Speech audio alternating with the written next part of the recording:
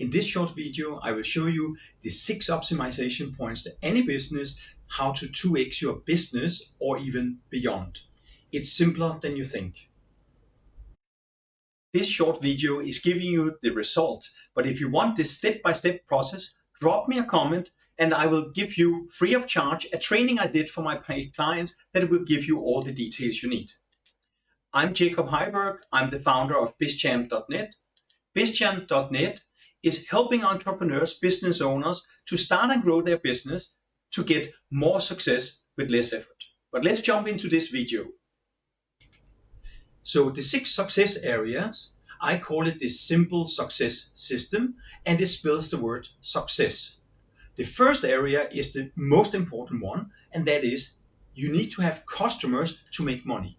So how you get customers we'll get to later, but when you have customers, say 100 customers, you have got them through your marketing and sales process.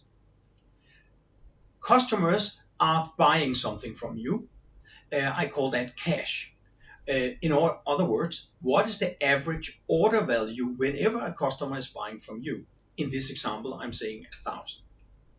What makes your customer buy from you, or the order value, is the sales process you have, how good you are to sell, but also your product mix. Do you have products they want to buy? Do you have additional products they want to buy so you can optimize the order value? And the third area, that is the core area here also, is the number of repeat purchases. I call that eternity.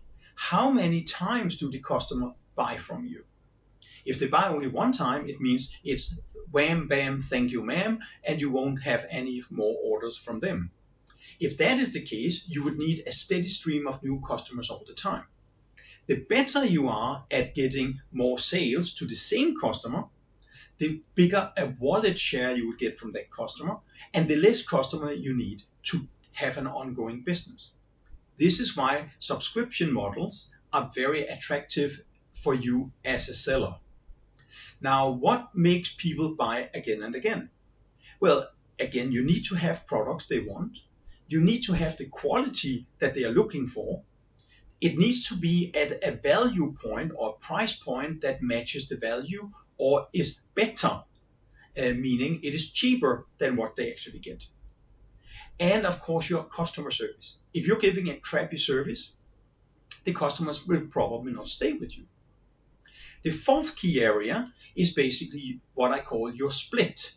But before we go there, let's just look at if you have 100 customers that are buying one time and paying $1,000, you have $100,000 in revenue. The split, which is the next area, is how much is left on your bottom line after you have paid all your costs. If it's 20%, which is typical if you're selling product, it's higher if you're selling software. It might be higher if you're selling services, depending if you have staff or not. But if we assume here that your profit margin, your split is 20%, then you would have left $20,000 in profit. The split is determined by your operational efficiency. Operational efficiency means how well are you utilizing the resources you have, and how good are you, how quickly can you give them the right results in the right quality. The more you optimize this area, the less your cost will be, the more your profit will be. So these are the 4 key areas: the number of customers, multiplied the average order value, multiplied by how many purchases they actually make, multiplied by your split. These 4 are key for any business. Now, how do you make more? Well, you could make more. Sorry, I just became big there. You could make more by getting more leads, more unique leads, and that is your marketing doing that for you. But how do you actually get the leads? Well, you get them by addressing a target group. So if you say you want to address, say, overweight women in the city you live in, then you would start making advertising or being present where that kind of target would be present. And whenever you are actually in contact with somebody or they have seen you, they have noticed you, I call it a suspect. So if you can increase the number of suspects you have, You doing everything you do now, you will get more leads, you will get more customers, you will get more cash, you will get more repeat purchases, and your split will stay the same or go better. So basically, you will have more profit. So, given these 6 areas, how do you actually double or triple or quadruple your business? Let's take a look. You see, if you can double any of the areas you see here, the number of suspects, the people you reach, the number of leads you get, the number of customers you get, the average order value, the repeat purchases, or your split. If you can double any of these, you would have doubled your business. Now, doubling any of these or all of these is not easy. Is there another way? Yes, there is. You can make small improvements in one or more areas that together stack up and become this 2x factor. So let's take a look. If you increase each of the areas by only 19%, you would basically double your business. Increasing 19% means that if you have 300 leads today, you would have 357 leads. If you have 100 customers, you would have 119 customers. If you had 1,000 in average order value, you would have 1,190 in average order value. Instead of the customer buying one time, you would have them buy 1.19 times. Now, of course, not 1.19 doesn't make sense if you're looking at one customer. But if you're looking at 100 customers, it means instead of 100 orders, you would have 119 orders. So some of the customers will buy again. There are simple techniques to make each of these happen. And I will just shortly present to you some of these ways to make it happen. So how can you improve the cash, the eternity, or the split, or all of them? Well, you can increase the order value by increase your product price. Again, this might also mean you have less customers, but it might be that you're charging too little. The more branded you become, the more knowledge, the more known you become, the more price you can ask. You can also offer cross-sells and upsells. So if you have ever been to McDonald's, you would be asked, do you want a big menu? Do you want a soft ice on the side? Do you want a coffee?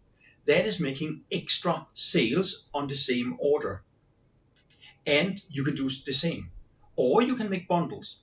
Say you're selling coaching. Instead of selling one coaching session, you could sell a package. It could be a 1-year package or it could be a 10-session package.